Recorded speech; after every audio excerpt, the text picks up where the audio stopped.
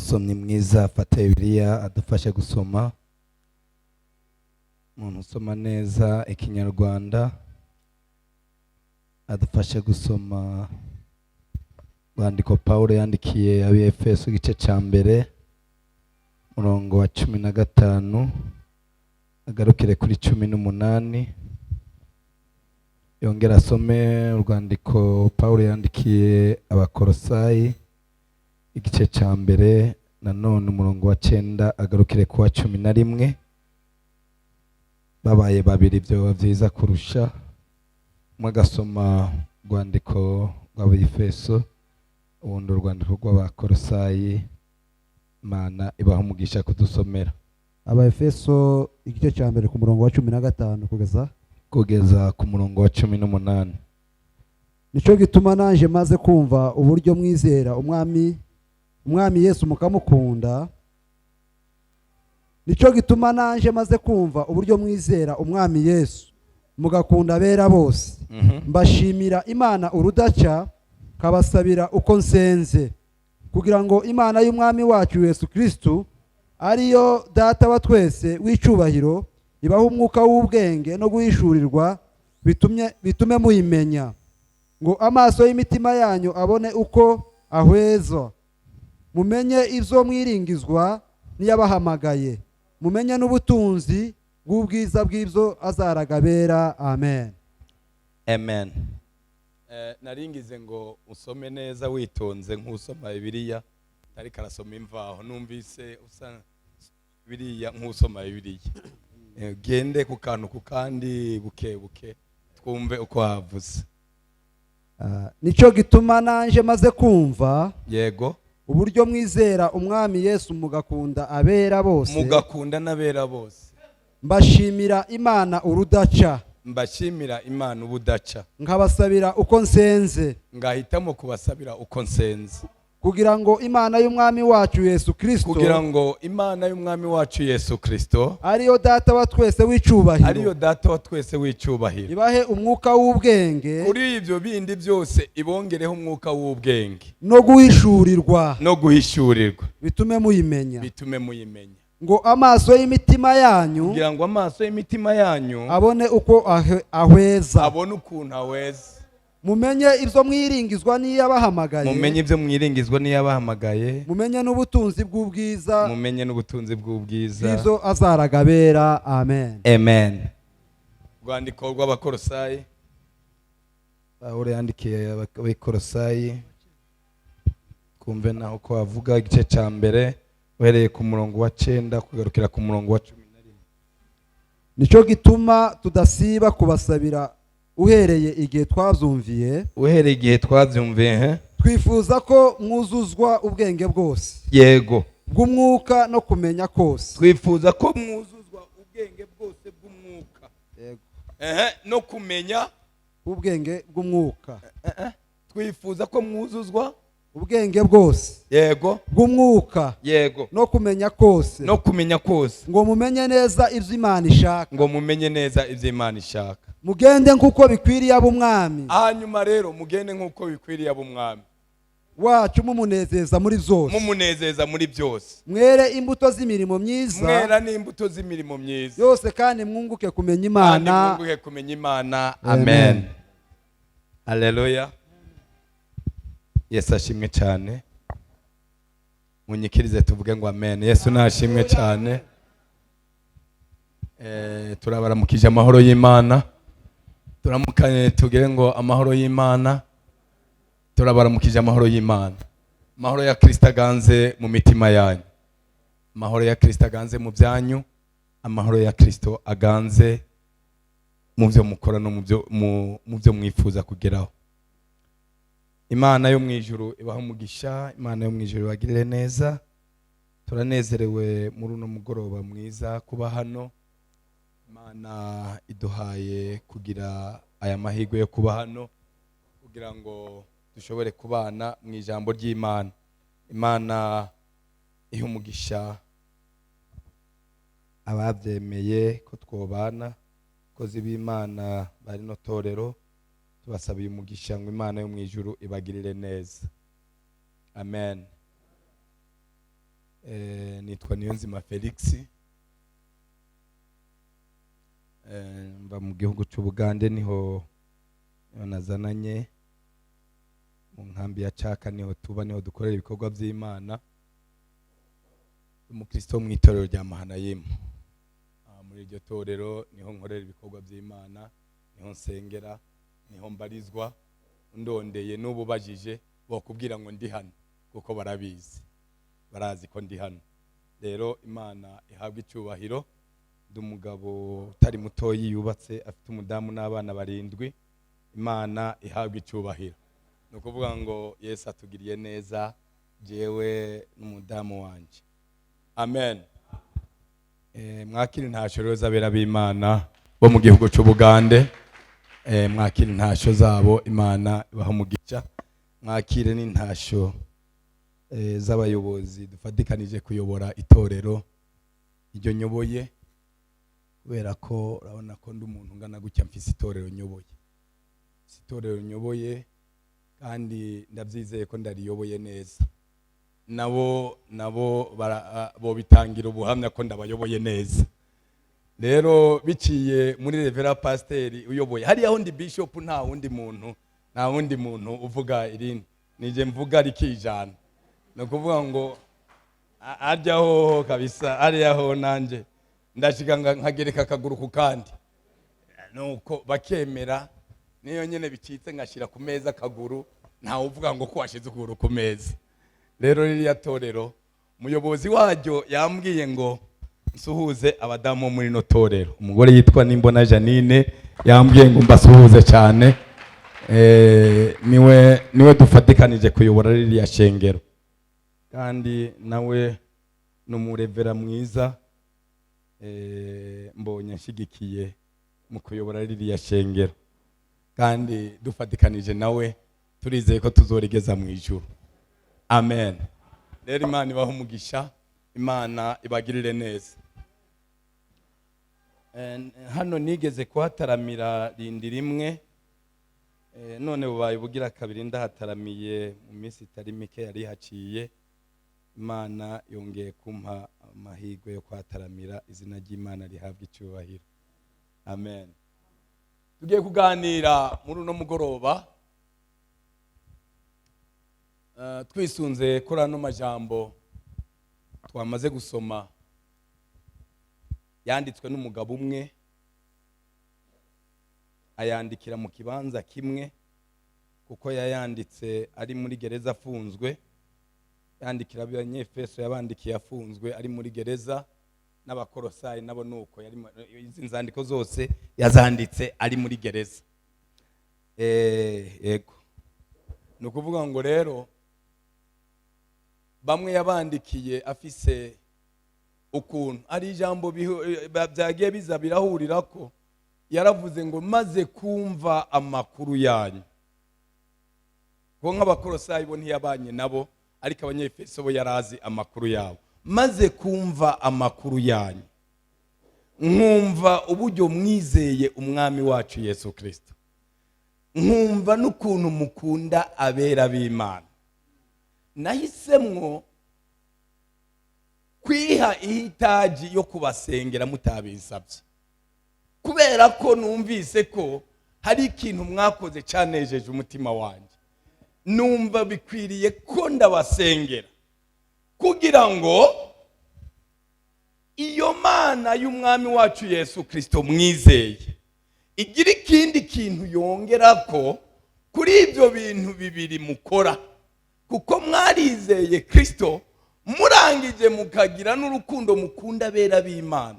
Nukuvuga ngo habayeho kwizera, habaho no gukora. Gukunda umuntu byo bijanye no gukora, nta gukunda umuntu ku munwa bibaho.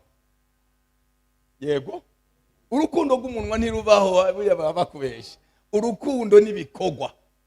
Urukwende icyemeza ko umuntu mukunda nuko hari ikintu akubonamwo cy'inyungu cyari kijanye n'ibyo yifuza cyangwa akeneye, aho akavuga ngo naka ndamukunda. Rero Paulo amaze kumenya, yandikira aba bantu, arababwira ngo maze kumva amakuru yanyu. Tuvuge ngo amen. namenye neza ko mwakiriye umwami wacu Yesu Kristo. Menya neza ko mukunda n'abera b'Imana. Ngo ariko rero nahisemo kubasengera kugira ngo Imana nye n'amahoro ariyo se umwami wacu Yesu Kristo ngo igire ikindi kintu ibongeraho, ngo ibongereho umwuka w'iki w'ubwenge, ngo ibongereho n'umwuka wo guhishurirwa, ngo bitume muyimenya rwose. Kubera ko kwizera no gukora ntibituma umuntu amenya Imana cyane, ariko iyo wongeyeho ubwenge ukongeraho no guhishurirwa, umwuka wo guhishurirwa niwo ugenda ukinjiza mu mutima w'Imana ukakumenyesha iby'Imana ikeneye ku buzima bwawe muri icyo gihe. Tuvuge ngo amina. Rero ni byiza cyane ko tumenya Imana. Haleluya.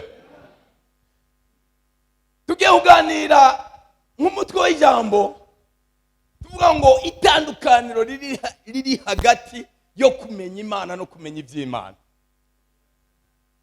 Hagati yo kumenya Imana no kumenya iby'Imana. Urabizi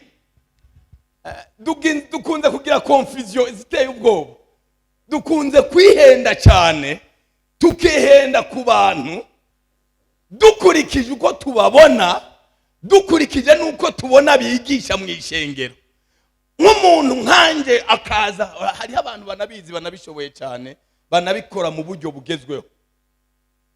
Introduction, bakamanuka, ba Petero barabizi, bakamanuka muri development, bakagenda bakaja no muri conclusion, ukumva nta makemwa vraiment yavu, ukabona vraiment ko umuntu ari umuntu abizi abishoboye. Noneho rero twamureba uburyo abikora, tukamureba n'uburyo abivuga, tugahita twibesha ngo ni nako azi Imana, tukavuga ngo kabisa uriya mugabo azi Imana, kubera ukuntu akubita ku maverse biblique, agakubita kuri yarangiza ukavuga uti kabisa uwo muntu azi Imana. Oya. Tuvuge ngo amen. Tuvuge ngo haleluya. Hari umuhungu w'umuririmbyi wo muri Tanzania yitwa Boni Mwayitege, nawe yigeze kugira confusion nk'izo. Kaza ngo ariko abantu bakijijwe gute? Ngo araririmba, tanitambuaje kama nimeokoka, tanitambuaje kama na mheshimu Mungu. Ngo Bwana sifiwe, isiwe sababu ya kukuonesha ya kwamba mimi namheshimu Mungu.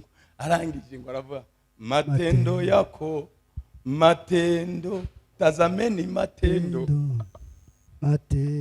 Erega mbabwire, ibi bintu by'Imana byugariye mu kintu kimwe, byugariye mu gukora, byugariye mu kugaragaza ko hari icyo twamenye gitandukanye nuko twari turi mu mivukire yacu no mu mikurire yacu.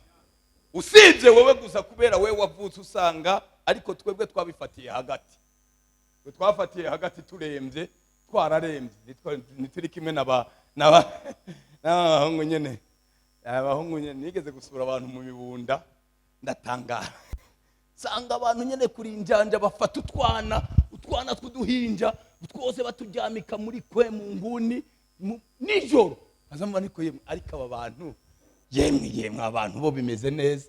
Twebwe twabifashe byaratugoye, n'uyu munsi biza bintera n'isoni. Mu bintu bintera ubwoba no guhagarara imbere y'abantu ngiye kubwiriza. Azamba ngo ariko yemwe nanje, ariko Imana, mu bintu Imana bya mbere biteye ubwoba ni Imana kugira amaboko yo guha umuntu kubwiriza nkanje. Nubwiriza gute? Naho navukiye Pete n'umuryango nakuriyemo. Haleluya. Twongere tuvuge ngo amen.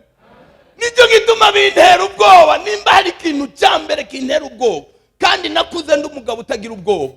Mu basore batagira ubwoba, bakuze batagira ubwoba, mubongera navutsemo, ndi umwe mu bahungu batagira ubwoba.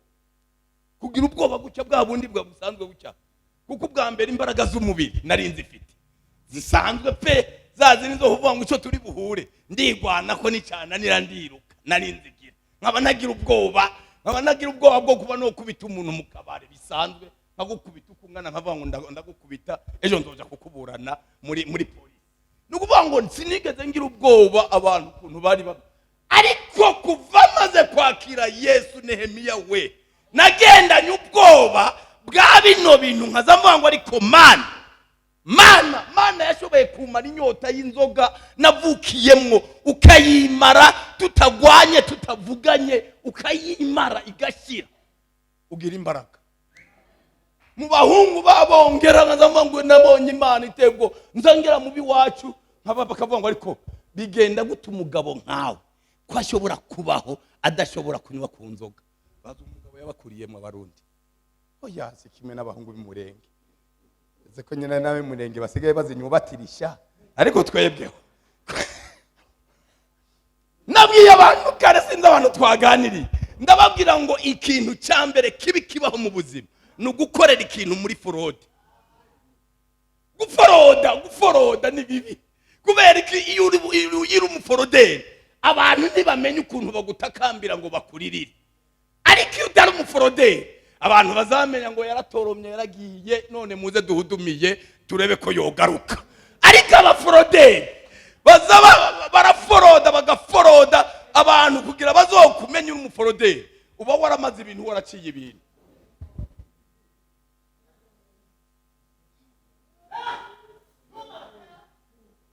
Tuvuge ngo amen. Tuvuge ngo haleluya. Kandi ikibazo cy'abaforoderi baza bavuga ibintu badashobora gukora. Akavuga imbaraga za Yesu zikiza, imbaraga za Yesu zibohora kandi we zitarigeze zimubohora. Kavuga ngo Yesu akiza ubusambanyi kandi agisambana. Ese bumva bimeze bite? Umva yarimenye Yesu ngo ari kumwe umwuka w'ubwenge niyamara kubazamo ngo ijambo rya mbere. Reka dusome, hari umuhungu witwa Yakobo yabyanditse neza. Yakobo petit frère wa Yesu. Birashoboka se umuntu akavuga ngo uri sheri wagera mu rugo akagukubita yavuze ngo sheri wanje wabwiye wa mugore wawe ngo sheri wagera mu rugo ngo mwikokora ariko iryo soko mani iryo soko pete we sheri shushu handi hano ku gatuti bava ngo nzobana nawe iteka n'iteka nuko ndagukunda wakaze warangiza yabwaca mu gitondo ngo igipupuri ngo yagonzwe na moto kumbe wamugonze umutwe. Ariko yemwe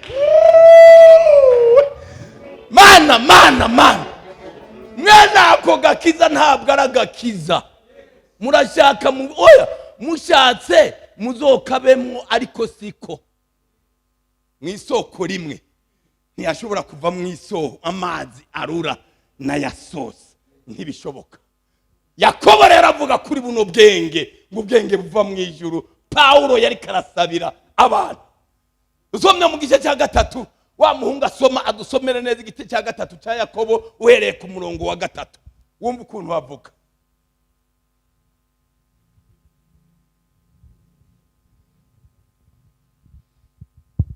Avuga gute? Dore dushira ivyuma byo kuyobora amafarashi. Oya. 3 hera kuri 13. Ninde muri mwe w'umunyabwenge? Yego. Kandi w'umuhanga. Ninde muri mwebwe w'umunyabwenge kandi w'umuhanga? Niyerekanishe ingeso nziza. Niyerekanishe ingeso nziza imirimo ye. Uwo rero w'umunyabwenge kandi w'umuhanga icyo tumusabye niyerekanishe ingeso nziza imirimo yiwe. Afite ubugwaneza n'ubwenge. Umva afite iki? Ubugwaneza n'ubwenge. Yego komeza. Ariko niba muhorana amakimbirane, ariko nimba muri mwebwe muhorana amakimbirane akaze mu mitima yanyu, amakimbirane yakaze mu mitima yanyu, mugahorana intonganya mu mitima yanyu no mu miryango yanyu, ntimukavyiratane ngo mubeshere ukuri, ubwo ntabwo ari ukuri ndakurahiye. Yego bene ubwo bwenge subwo bene ubwo bwenge sibwo bwenge bugira iki bumanuka buvuye mu ijuru, sibwo bumanuka buvuye mu ijuru, ahubwo n'ubw'isi, ahubwo ubwo n'ubw'isi, n'ubw'inyamaswa abantu. ndabona usa n'utinya kwasoma. N'ubw'inyamaswa abantu ndetse n'ubw'abadayimoni, ndetse ubwo bwenge n'ubw'abadayimoni. kuko aho amakimbirane n'intonganya biri, umve bete, ahari amakimbirane hakaba n'intonganya haba hagaragaza ubwenge bw'abadayimoni, ariho no kuvurugana kuri, ari no kugira iki, kuvurungana kuri, kuvurugana abana, kuvurungana gwazanganye n'umuntu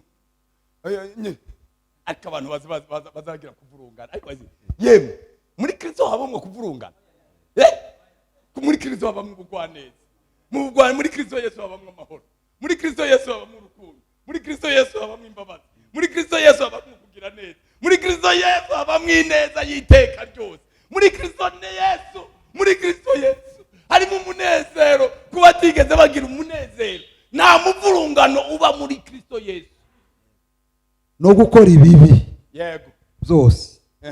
Ariko ubwenge buva mu ijuru, umvira oya umvira ubwenge buva mu ijuru uko bumeze. irya mbere buraboneye, ijambo rya mbere bugira iki, buraboneye. Irya kabiri bugira iki, kandi n'ubw'amahoro, kandi bugira amahoro, n'ubw'ineza, bwemera kugirwa inama, bwuzuye imbabazi n'imbuto nziza. uretse genda icara urasoma, ugenda wicara urasoma wicaye. Ngo ijambo rya mbere bwemera kugira iki, kugirwa inama.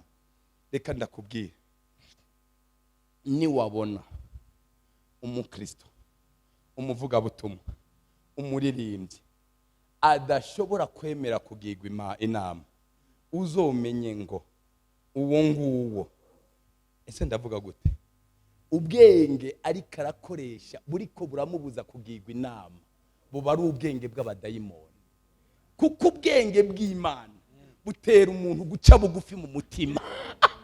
Ubwenge bw'Imana butera umuntu guca mu mutima we, akazamenya. Umva umuhungu yitwa Dawidi, ngo umunsi umwe yakoze agatendo kabi, aragakora, ngo amaze kugakora, ngo umuhungu yitwa Natani uciriritse, ngo araza aramubwira ati ariko muze, hari amakuru yabaye muri uno muhano.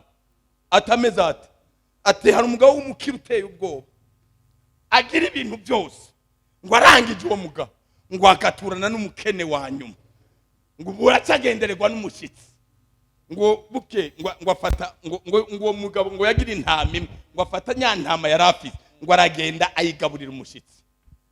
Dawidi ngo akibyumva, ngo arabira, ngo arasanga, ngo bize gute mu gihugu nyobora jewe habamo umuntu umeze nk'uyo. Ati Natani kubera yari azi ko ari we, ngo aramubwira ngo ariko mwami wagize akariro gake na fere ukabanza ukumviriza, reka gushuha. Ati ntibishoboka, ashiraho n'ibihano yohereza uwo muntu. Aravuga ati twomubwira ngo ati reko ye wakwitonze, itonde reka kwirukura abanza gucira urubanza umuntu utaramenya uwo ari we. Ati vuga amakuru, ngumva ndakubwire nyakubaho, ngo uwo muntu ni wewe,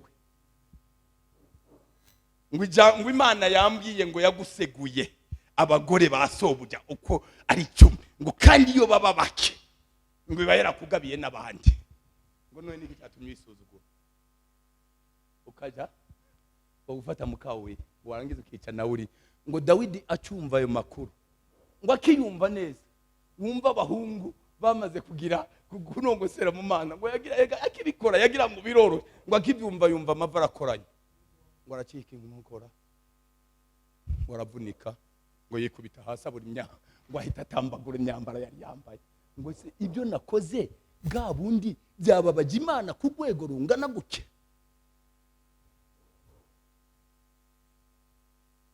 Tuvuge ngo amen. Abantu bafite ubwenge buva ku Mana bemera kugirwa inama. Nukuvuga ngo ikoza bavuze ati yewe wakoze iki? Iki si wagikoze? Ati namwe mwari mwakimenye mbabarira. Ariko abazagira ubwenge buva ku Mana, uvugira uti yewe wakoze iki?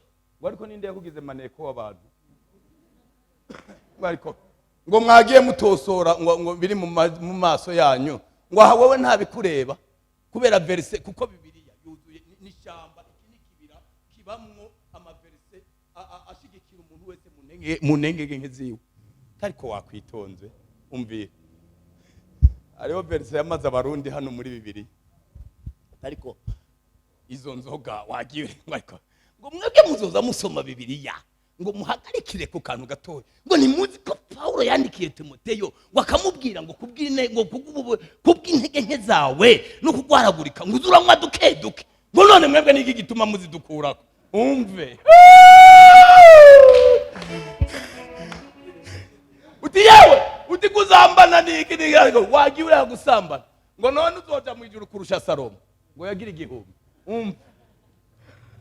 Nukuvuga ngo abantu basigaye bagenda barakize uturongo ku maverse biblique abagiriki abaremesha mu ntege nke zabo, ariko abahanga bo mu ntege nke zabo bazabemera ngo narananiwe babo nimeshindwa papa Imana umeshindwa mtoto igahita igufata ukuboko bandi. Ariko abandi bo bagira entre parenthèses mwagiye mumenye ibibareba ninde yakunshinze tuvuge ngo ngo mwene ubwo bwenge buva mu ijuru ngo ijambo rya mbere buraboneye irigira kabiri ngo bumeze bute ngo nubw'amahoro ubugira gatatu ngo nubw'ineza ubugira kane ngo bwemera kugirwa inama. Ndashaka ngo wisuzume menya ugejeje ico gipimo ubwenge ugendana butuma wemera kugirwa inama.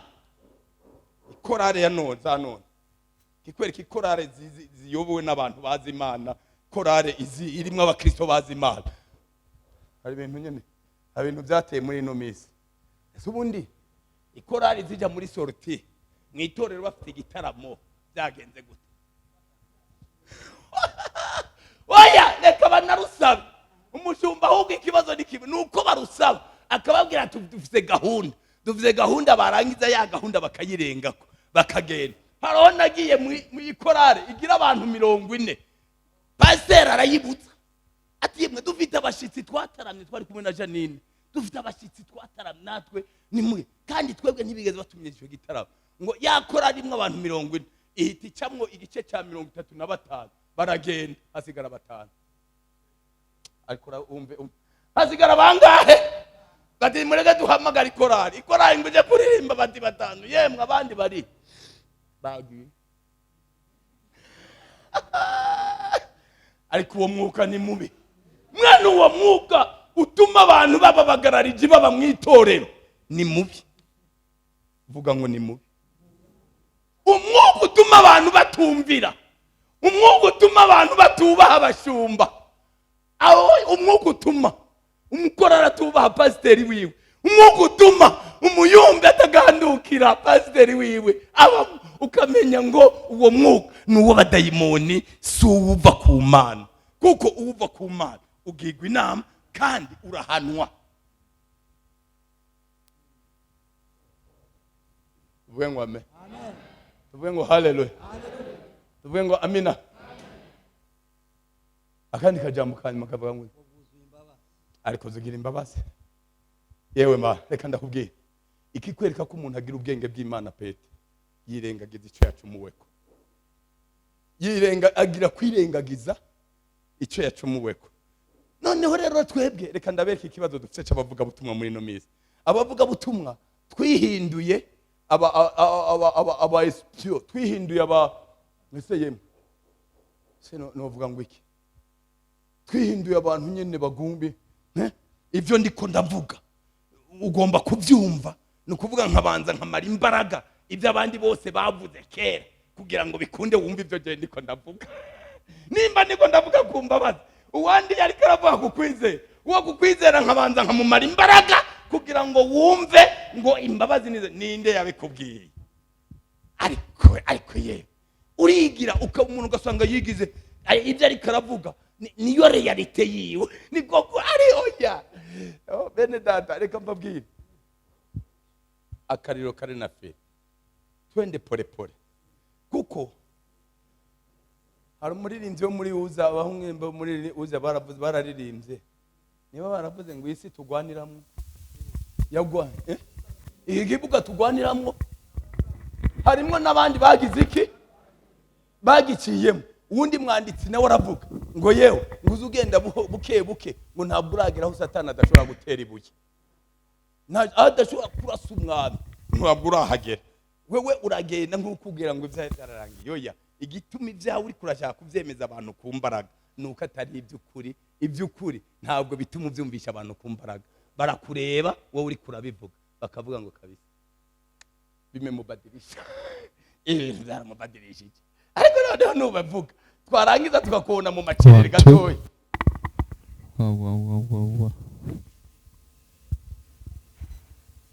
amen 1 2 1 2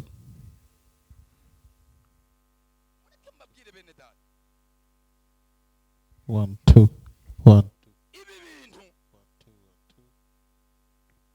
biradusaba ngo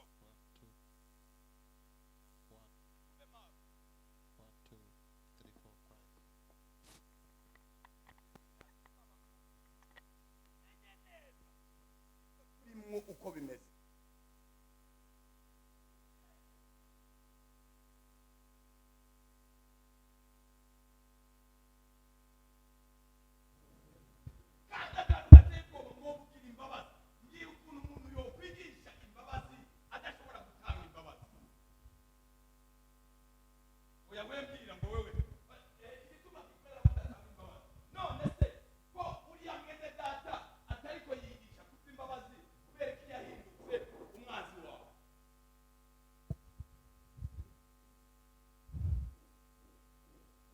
tuvuge ngo ame kubera Nehemiya yigisha urukundo jewe nkama nshaka ndiko nigisha ku mbabazi nukuvuga ngo Nehemiya urukundo ndabanza ndarumara imbaraga ibyo Nehemiya yigisha kugira ngo jewe wumva iby'iwanje mpamye ukuri kwanje abayiko wumva muka reka ndawubwira ukuri kwawe siko kuri ahubwo ikigaragaza ko ukuri kwawe ariko kuri nuko ibyo uvuga byagize transformation mu buzima bwawe. Tuvuge ngo amen. Tuvuge ngo haleluya. Kumenya Imana rero bitandukanye no kumenya iby'Imana. Kumenya Imana bigaragariza mu kuntu umuntu yitwara. Umuntu yamenye Imana agira imyitwarire itandukanye n'uwamenye iby'Imana. Tuvuge ngo amena. Dufite umugabo iwacu nkunda kumutanga akarorero. Yabaye umudokiteri akaba umudokiteri muri Luka, umudokiteri muri Matayo, dokiteri mu Baroma, nukuvuga yavuga ijambo kavuga ya ariko niwe yabaye uwa mbere wo gusapotinga abasaya ba mbere batemye umupanga mu Burundi.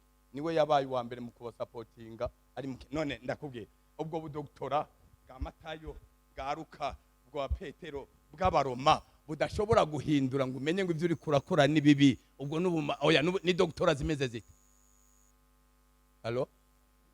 Oya none bimaze iki? Ni doktora kubera ko rero abantu badashaka kwemera guhindurwa n'ijambo ry'Imana, ahubwo bagashaka ngo ijambo ry'Imana riba muri bo barihinduza abandi, kandi bobo batemera ngo hagire irindi ribahindura. Kubera iki? Umuntu kugira ngo agaragare ko ari umuntu azimana, ijambo ry'Imana yemera kwigishwa n'abandi. Kuko umuntu atigishwa ese ubu wovuga ngo ntibagusengeye upasiteri hirya yejo, ubu wohita uvuga ngo uzi ibintu birenze iki bitotuma uriya bishop akugira inama, bitotuma uwo mwene data akugira inama, bitotuma uwo umuntu akugira inama. Ugasanga umuntu ngo hari ibintu yamenye biri n'amahame yiwe ngo uko niko kuri kwanje, agashaka nyine ngo we ntabwo man tuvuge ngo amen, twongere tuvuge ngo haleluya. Tuzamura icyubahiro cya data, amen. Tuzamura icyubahiro cy'Imana, tuvuge ngo amena, haleluya. Abamenye Imana bagira umwuka wa mbere wo guca bugufi mu mitima. Icyo nicyo cya mbere kiranga umuntu ko yamenye Imana. Ubwibone ntibuba muri we. Kandi reka ndakubwira, ubwibone buza bugaragarira mu gihe umuntu avuga. Uzi ko hano umuyumbe yofata mikrofone hano, yafata mikrofone ukabona abantu bose bifashe mu maso. Kaki ibintu bakaza baza ariko arafashe mikrofone turagowe none. Aravuga iki? Kubera iki? Baramaze kumenyera ko ari wo kudekona. Haruzo dekona kubera nta bwenge bw'Imana agira. Abantu ati turahumiwe noneho arongeye gufata mikrofone mana we. Kandi nawe agahangana nuko atogenda atayifashe. Niyova mu materaniro atayifashe botuma bamwica. Ariko reka ndakubwira, niwazubona ufashe mikrofone ukabona abantu bifashe mu maso, yewe uza wigenzure. Uza wigenzura uburyo babivuga. Nukuvuga ngo ivyo ubuvuga ntabwo biza bifasha abantu.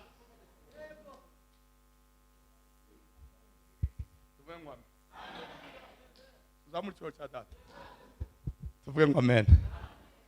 Haleluya! Maze kumenya uwondi we mwami Mana, hayisemwo haba kumanywa nijoro,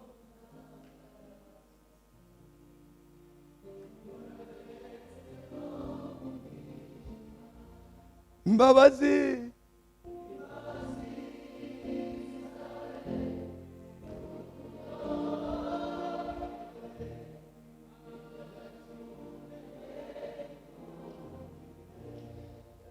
amen.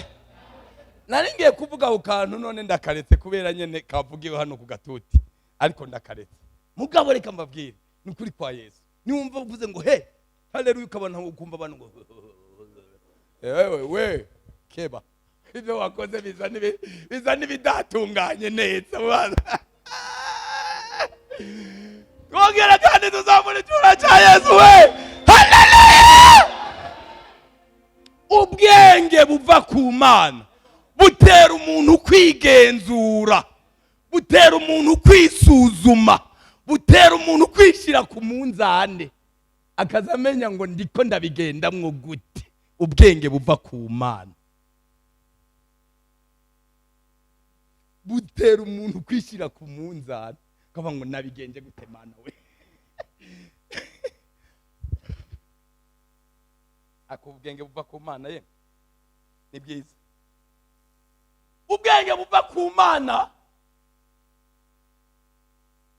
ikigwereka ko umuntu abugendana no mu gihe ari mu ntambara, mu gihe ahuye n'ikigeragezo runaka, afite uko abyitwaramwo mu buryo agisohokamwo amahoro atawe gitsitaje, ahubwo we kigatuma kimubera ikigeragezo ariko wakagisohokamwo amahoro. Mugabo ubwenge ubwenge ku Mana.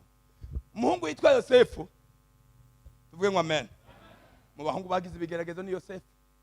Yosefu gucya ariko yagize ibigeragezo, yavuze iby'Imana yamubwiye, bene so bati wasaze, se na nyina ati wapi.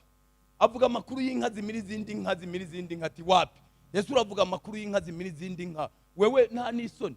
Uwo muhungu n'umusazi aragenda ngo kugera naho ajya muri gereza. Aho nayishatse kuvuga ni umunsi ataragira muri gereza agera kwa Potifari, ngo muka Potifari aramwitegereza ngo arebe ukuntu ari akajene keza, arebe ukuntu ari agahungu keza, aravuga ati sha basi aho Potifari yabereye mu ishamba ntakimubona ndonse uwo duhorana. Kumbe ntiyamenya ko yahuye n'umuhungu azi Imana, amubwira ijambo, akimupanga akimutereta amubwira ijambo, ariko mama mabuja ndakubwira ikintu kimwe, uru rugo ndarugeramo narugizemo ikiganza cyiza. Databuja yanyeguriye ibyo mu rugo byose, mu byo muri runo rugo ni jewe ubigera, ni jewe ubikontorora, nta wundi muntu uri inyuma yanjye. Ikintu cyonyene yanyimye, yandahiye, oya atampaye kodroa ni wewe. None rero sinohemukira databuja, nakurahiye abahungu benshi barimo hano yo banga ba Yosefu, nakurahiye rero basi ndasubijwe bahita bagwa sani kabisa ya mawe namwarija Potifari atari hari ndahiriwe. Ariko reka ndakubwira, macho ya Bwana yaona pote, bijya uvuga bibe conforme n'ibyo ukora. Na yahandi macho ya Bwana yaona ngo aramufata. Ariko Yosefu ngo aravuga ngo yewe ngo aramufata kugera amufatana n'umwambaro ngo umutamana Yosefu aravuga ati ni hahandi nobura nsigara nambaye ubusa hako nambara ubusa imbere ya mabuja ngo databuja azomenye ngo namuciye inyuma. Uzi jambo Yosefu yarenganye yaryasinze abandi bantu riba muri Timoteyo wa 2 igice cya 3 ngo abagabo ngo n'abagabo ngo bagenda babundabunda basesera ngo basesera mu ngo ngo basanga abagore b'ibipfa mutima ngo nabo batagira. Yosefu arabati jewe sindi umuhungu wo gusesera sinosesera hejuru ya mabuja. Arahagarara arahamya Imana. Arangije ngo bamushyira muri gereza. Ageze muri gereza Imana ishikaye iramuhamya. Ishikaye igira iki? Iramuhamya. Iravuga ngo sha ibintu wankoreye nande ndaguhamya. Yinjiye gereza uwo munsi niwo munsi yabaye kapita general. Kandi hari abanse bamaze yigi ahita aronka amahirwe yo kuzarasohoka atembera hanze nta kibazo afise. Ngo aratinda arabayo kugera igihe Imana imwibukiye. Mureke mbabwire, iyo umuntu yamenye Imana ahamya Imana no mu kigeragezo gihambaye agahagarara ashize amanga. Gushira amanga muracumva? Ashize ubwoba kubera iki? Mureke mbabwire ikintu kimwe. Ajambo naringiye kuvuga ariko reka ndarivuke. Ni umuntu akubwiye ngo ntajwi rinyagiriza mu mutima uzomenye ngo ryaramurembeje ryaramwishe. Ni wumva umuntu amubwiye ati yewe wareze ngo ibintu ntajwi rinyagiriza mu mutima uzomenye ngo ryajwi ryaramurembeje ahubwo yararigararije. Niho to defense nukuvu subiremwo numvize mutabyumvise neza. Umuntu ukamubwira ikintu ujya kumugira inama avuga ngo jewe ibyo nkora ntajwi rinyagiriza ikibi mu mutima uzomenye ngo uwo muntu yararembye ijwi ryaramwishe na buriya ahubwo ari muri koma wo gutegwa serumu nka 3 ari uwo kugaruka ari muri koma. Kubera iki? Abandi bantu ntabwo baza bakubwira ngo ntajwi ribagira mu mutima, azabubwira atari ko se ibyo nakoze mumbwira bimeze bite nibi si wewe se nukuri ntabwo nakoze ibyo bintu nabyo nzi pe habyuzi. Dore message ngiye yanditswe nande genda mu mubaza haya makuru ntayo nzi. Ariko umuntu wamusimbira kwagira ukimubwiye akaba aravuga ngo ntajwi rinyagiriza mu mutima ukamenya ngo yarapfuye.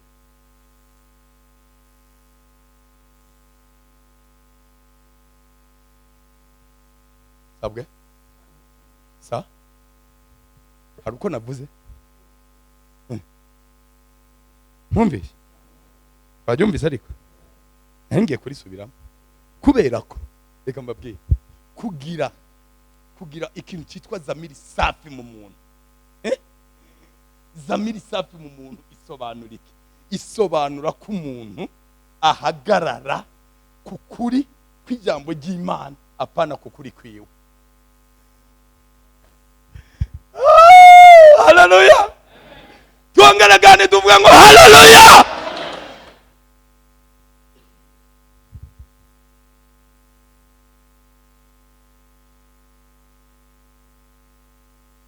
Ariko ijambo ryantangaje ngo abagabo b'ibipfu ngo basesera ngo mu ngo z'abagore batagira iki. Ese namwe mwararisoma? Erega nagerajyanitse mu Kirundi ngo baza basesera bakaza bahengera nijoro bakagenda gwihicwa cerere bomboka uromboka mu ngo z'abandi. Urashaka iki? Hari umunsi umutego uzogufata nukuri kwa Yesu nza muromboka. Murashaka iki mu ngo z'abandi? Murashaka iki mu ngo z'abandi? Murashaka iki ku bakobwa b'abandi? Murabashaka he?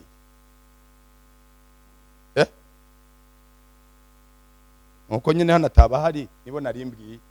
Imana ishimwe ko atabahari. iyo abari bahari niwe narimbwiye se nk'umunsi umuhungu yo gufatira ku mugore wiwe ariko yo gusirimbira ku mutwe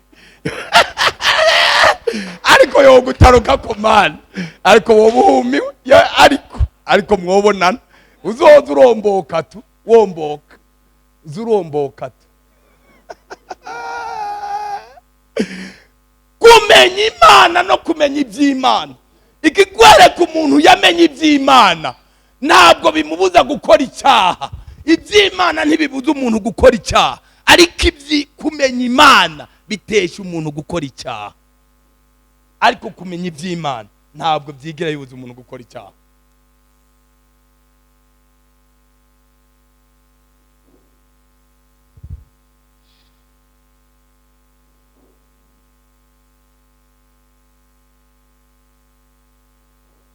Ngiye gusozereza ku ijambo ritoya. Ijambo rivuga ngo ubwoba. Ubwoba ni ikigeragezo, ni ikimenyetso cyerekana ko umuntu atazi Imana. Nta muntu uzi Imana uzigendana ubwoba. Umuntu yamenye Imana azagendana ubwoba. Hari igihe ba Petero Kampala bari barapfuye n'ubwoba, bakaza baja gusura abantu icyo gihe niba umwuka wari warabatewe umeze gute, bakaza bagendana uducupa. Ze namwe umwuka wabagezeho kugira ngo nibagera ahantu babazimanire bababwire ngo twaje twizaniye amazi. Ariko impamvu yo kugendana y'amazi boga mutupu yo kugera ngo barashira mureka ndakubwira woza bakanda naho unyuze bokandagira bakagufata n'ubundi. Reka ndakubwira ntabwo kutanywa y'amazi bakuzimaniye, ariko kukurinze urinzwe n'imbabazi z'Imana. Reka ndakubwire ngo nukuri n'uyu munsi ntabwo uriho mubanitse ngazubona baragiye bose n'uducupa udafite akajisi kaga yitegereze ariko ubwo bwamaze abahungu bazobaho.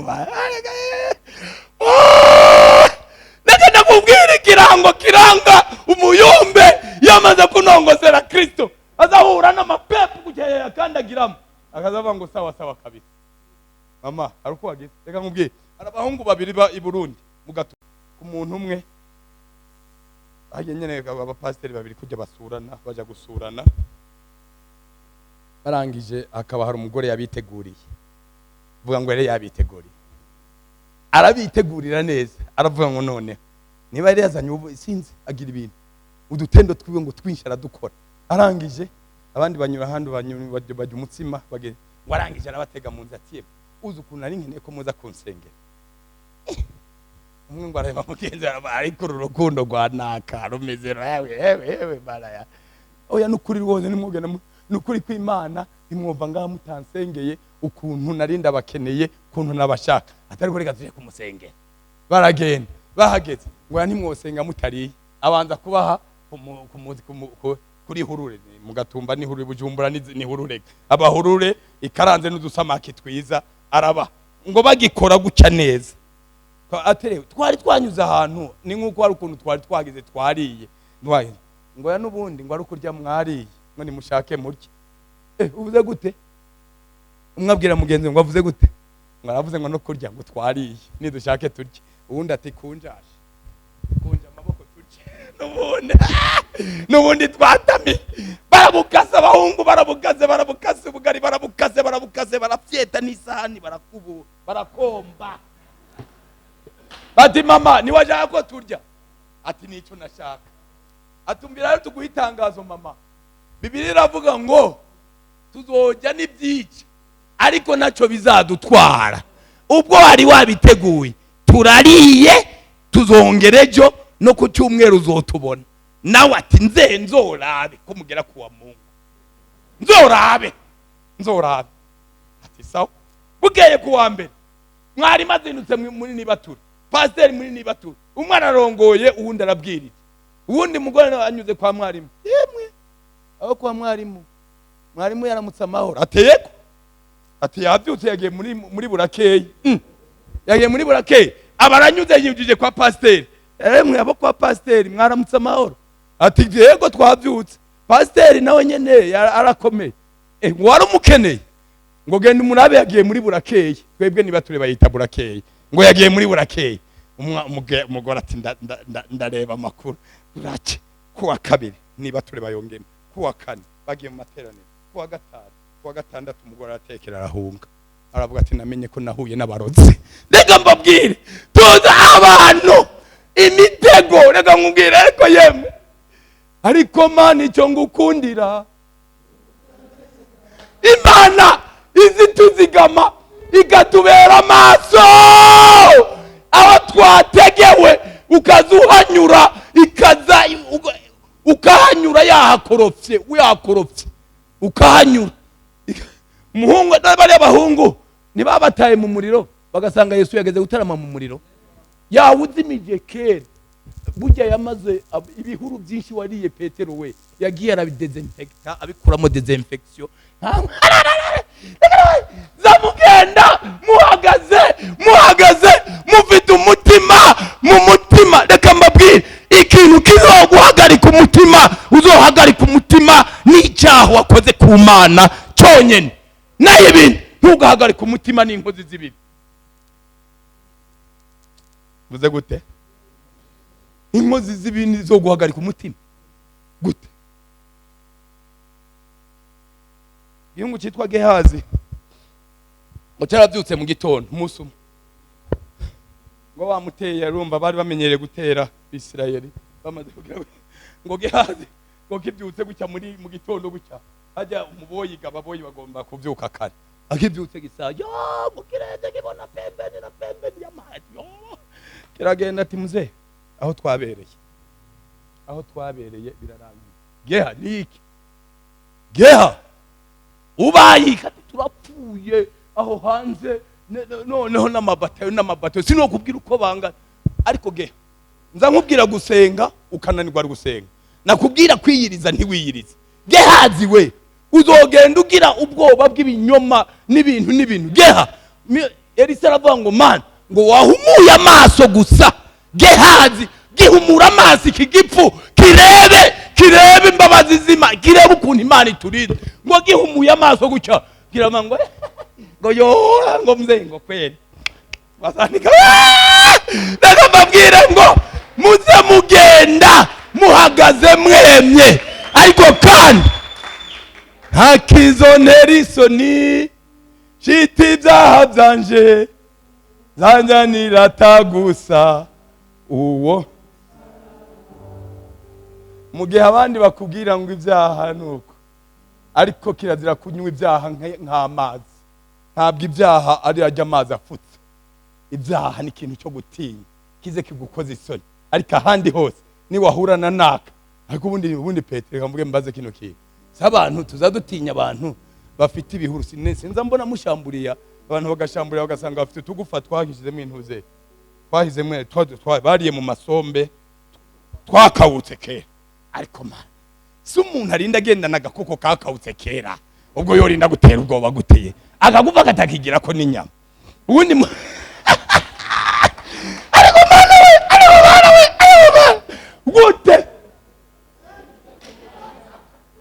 kakumye katagira no muhito nta munofu naki akaza kagendana ariko je ndabagiriye inama muzoshake muze muratubarekera tubavunagure nubundi azokagwa ku munsi umwe kamucumite nta sinzi icyo mwirirwa murabashaka ariko ikibazo ni kimwe ese murabahiga hiki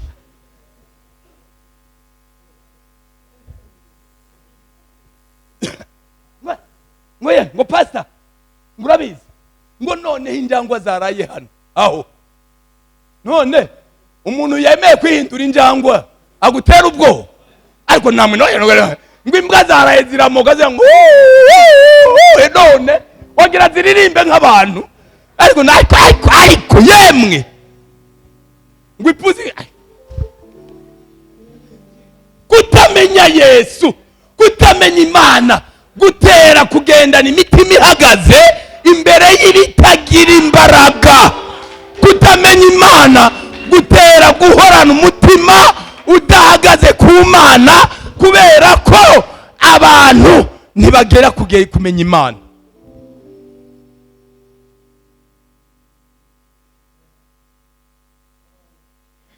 ngo Gehazi akibabona ngo Elisa ngo barasohotse ngo abonye ngo afashe umugabo w'ingabo ngo arabana ati bose mufatana amaboko mukurikirana ingabo aravuga ati ngo yabwiye Imana ngo banze ubashiremwe akantu babanze babe bantuze bahume bose babe bandarandagaza ngo hanyuma mu nkurikire ngo baramukurikira ni Samariya ngo ba abagwa kubiseho ngo ageze arafata Imana ongera ubahumura wagiyagere abasirikare ata aho badukoreka tubice Gehazi muri ya Elisa ati murica abantu mutafashe nabo mwafatiye ku rugamba aho mubica nta nisoni ahubwo mubagaburire atariko yemwe Elisa turamugira dute umva abantu bamenye Imana nitworo nkuko tubabwira tubitiye mwebwe ni mubagaburire ngo wafashe amacapati barabahereje hanyuma Elisa arababwira ati yemwe musubire iyo mwazananye mubwire umwami yabatumye mumubwire ngo inzira yabatumye nsi nyabagendwa ngo inzira si ntimukagaruke ngo baba barashoreye abasirikare b'abakapore ariko tubareke tubice Elisa ati muramenye mwe abo mwafashe abafashwe n'Imana yabafatiye ku rugamba ati no bagezeyo ngo babwire umwami raporo umwami ati yemwe ngo ndarungika abandi umwe ati muburungika se ndimo ubundi ati sindimwe urungika abandi batagiye atariko mwahuye niki muduha ubuhamya bw'ibyo mwahuye nabyo bati twe twafashwe amateka bakatugaburira tukaza duhaze atanu uwo bahaye bakozeho kumu niba bari abantu umva arabo gukurikira reka mbabwire bene data muze mugendana mu mitima kutagira ubwoba ariko mugendane kugira urukundo rwo kwizera Imana. Paulo arandika aravuga ngo maze kumenya urukundo mukunda Imana ukwizera mugira n'urukundo mukunda bera b'Imana nahisemo kubasengera kugira ngo Imana ibongerera umwuka wiki no guhishurirwa ngo bitume muyimenya. Reka ndakubwira ndabifurije kumenya Imana bundi bushasha tuvuge ngo amen. Ndakubwire ntubona hano ubona ko abantu bazabibaza je ntari kintu kimwe reka mvuga kano nsoza abantu bazabibaza ngo badapagashije bopfa niko mwe mudapagashije abantu ngo bopfa umuntu n'umunsi w'amateraniro akaja gupagasa ngo yopfa. Reka mbabaza ikintu kimwe guma mu rugo mwese niyabagezeho mwahambye bangahe oya ndabaza muri guma mu rugo mwahambye ahubwo niho abantu bavyibushe cyane niho abantu bavyibushe none bari bafite yangana iki kuri MPS leta ya Kenya yaboherereza ngahe oya yarabasapotinze none ntimwabayeho uzugira ngo zijya protector rero ujana nizo zigutunze ko hari giho zikorera n'icyumweru utadandaje nimwe uwundi muzi ukazijana warenga imbere bagahita bazikorera zose mwagiye mumenya ngo byose kwaba gupagasa kugira ngo uronke ariko ubundi ninde muba mwasezeranye muba mubirangura mwasezeranye nani hari uwo mwasezeranye wabyikoreye ukaza gutarama ukareba kutazoba ntuzopfa zufata gahunda z'amateraniro uzikurikirane ntacu uzoba ahubwo uzobona umugisha ariko ubwoba bwaratekeye abantu nuko kobwa birwa batera ubwoba babasambanya hobyo ngo babahakaze wagiye witonda tuvuge ngo amen. Yesu ashimwe cyane ndabifurije kumenya Imana mu izina rya Yesu tuvuge ngo amen. Icyo ndabifurije kirenze ntimuyimenye ku munwa ariko muyimenye mu bikorwa tuvuge ngo amen. Kuko ku munwa abantu barayizi ku munwa abantu barayiririmba mushumba we ariko mu bikorwa niho bitari.